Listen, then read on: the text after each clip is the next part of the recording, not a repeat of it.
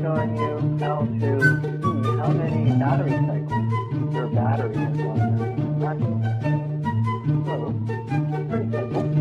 You go to your Apple logo, you click about the snack, and you go to overview, so you should already be here.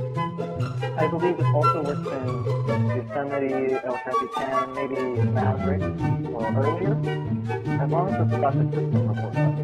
If you want, you can see Earth, and you can see the system report button, click on it, and you go to the left, and you find power. This is organized alphabetically. You can easily find power here, and you go to your battery information, and here it is, your health information. Your cycle count is 100. My cycle count is 134. Yours will be different depending on how much you use the battery.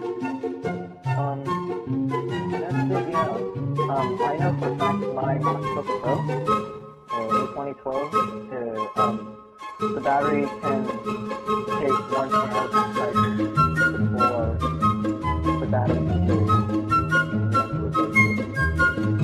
If you want to quickly check how well your battery is doing, you can find your little battery icon, and you hold down the option, and you click on it.